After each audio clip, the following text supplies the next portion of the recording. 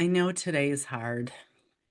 It's Christmas Day, and whether or not you celebrate this holiday, you're feeling it. You're feeling the heaviness because of the quiet. I want you to know that I am with you. I see you. You're carrying around a weight that most people around you cannot see. I want you to know that your baby is remembered.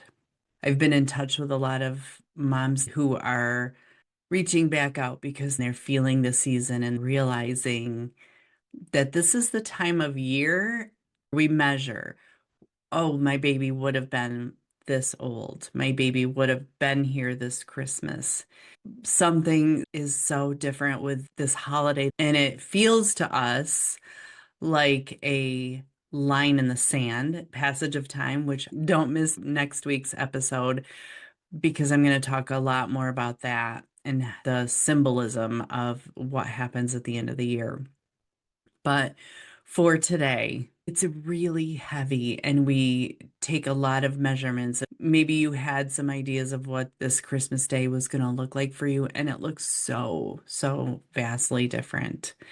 And it makes you feel almost hopeless. Today is maybe going to be noisy for you. Maybe it's going to be quiet.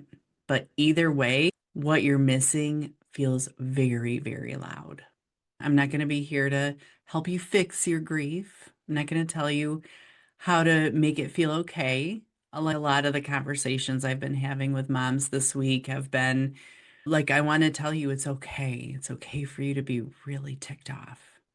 It's okay for you to be shocked and in disbelief that this is your life and this is not how this day was supposed to go. You can be really angry about it, but can you also hold a little bit of hope? Maybe it's that next year will be different. Maybe it's that you're going to trust in the timing, trust that this is not the end of your story.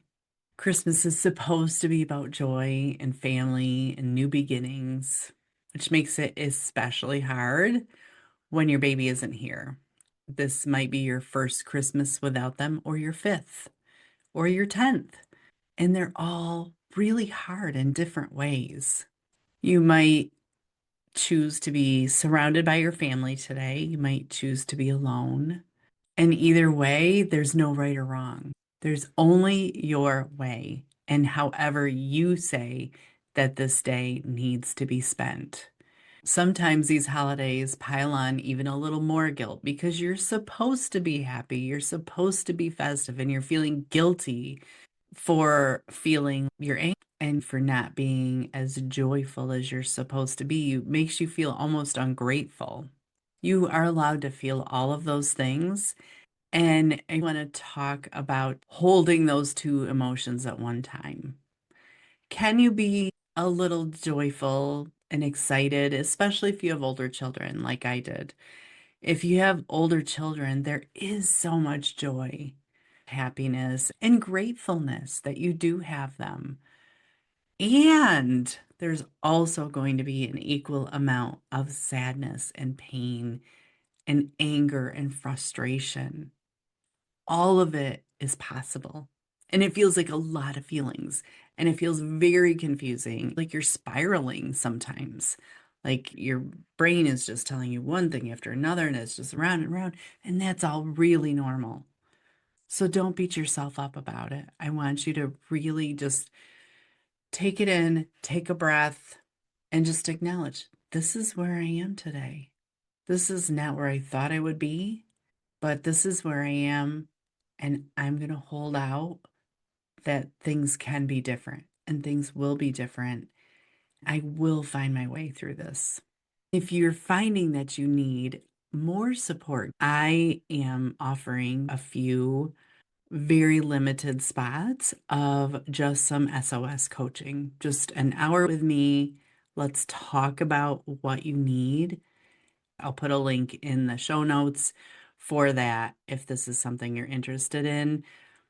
It's something I do special just at holiday time because the needs are so great. Maybe you just need someone to talk to. The moms I have talked to this week are like, I just needed someone who would understand. I just needed to say these things to someone.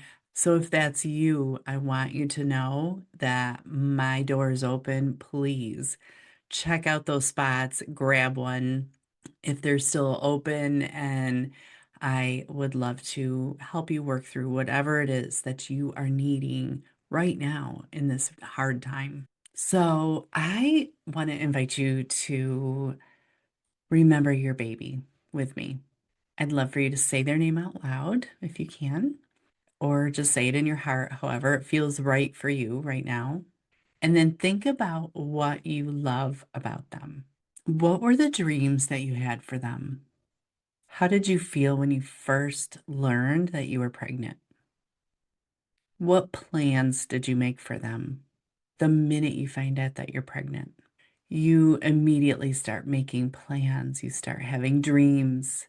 You start falling in love with them and the idea of them and what they will bring to your life. That kind of love never goes away. I would love for you to spend some time thinking about that part of your pregnancy, the dreams, the excitement, the joy. If you could give them one gift today, what would it be? The gift to you is to know that your baby lived, they were loved, and they will always be a part of your story. How will you honor them today? Will you say their name out loud to your family? Did you hang a special stocking or ornament or some sort of visible reminder that they're there? Maybe you could write them a letter and let them know what their brief life meant to you, the things that you learned from it. I had a mentor who told me that even the hardest times, the biggest mistakes, the biggest failures in your life, there's always so much that you learn from that. If you don't stop and appreciate the learning, then you just went through that for nothing. That is true even in this situation. There's so much learning because I would bet that your perspective on life is completely different now. I would bet that the way you live is different. The way you love the people in your life is different. The plans that you make for your future are different. Maybe you could do something special in honor of your baby today. You could do something kind for someone else. Any kind of small act you can do or reminder you can put up around you doesn't erase the pain, but it does help. And sometimes that's all you need, just to remember that they were there, they mattered, they're still here. So today, if you are feeling anger, joy, guilt, smiling, resentment, you might feel all of it. And it's really normal and it's really okay. Grief does not go in a stage. It goes up and down and up and down and up and down, really forever. Today doesn't have to be a good day, but if it is, celebrate it because it's okay. Your baby sent that to you. I talked to a mom the other day who was upset because she laughed at a joke at her husband's Christmas party. They were laughing hysterically about something. It was the first time that she's been taken out of her grief. It's the first time she's been around many people. So it was the first time that she had just completely let go of the grief for a minute. And then she instantly had a panic attack and went in the bathroom and cried. You're allowed to be joyful. Not being joyful does not mean that you loved your baby anymore. It doesn't mean that you have to stay suffering in order to carry their memory. This is something I talk about in my free workshop called Practical Ways to Release Guilt and Navigate Grief. I'm doing another one on January 8th. You're allowed to have these moments. You have to give yourself permission and stop the spiral. Because lots of times we think that that is somehow how we are mothering this baby that we don't get to have here with us. It really surprises people. That is the reaction, and we unconsciously do it. I teach you how to let go of that guilt and show you some of the ways that guilt is taking a toll on you. You're allowed to have memories, you're allowed to have sadness, you're allowed to laugh all at once. So if today feels like too much, change your environment. Step outside. Maybe if you're alone, go somewhere where you're not alone. Think about what you need. What would feel better for you? What is it that you need in this moment? Because you can plan, and I recommend making plans, but sometimes your plans have to be flexible to change at the last minute because grief is like that. It does not give you much warning, but you will survive it. Next year will be different. Maybe it'll be easier, maybe just different. But what you're learning now will be with you then. And it will give you a whole different perspective of this holiday a year from now. Your baby's memory doesn't have to just be a source of pain. And that's why I really want to encourage you to remember them. Remember the good times. So often we are quick to just remember all of the pain, all of the bad parts, when we got the news, everything that came after it. What about that time before we had all those dreams? Remember that today. And I promise one day you'll be able to think of them and smile.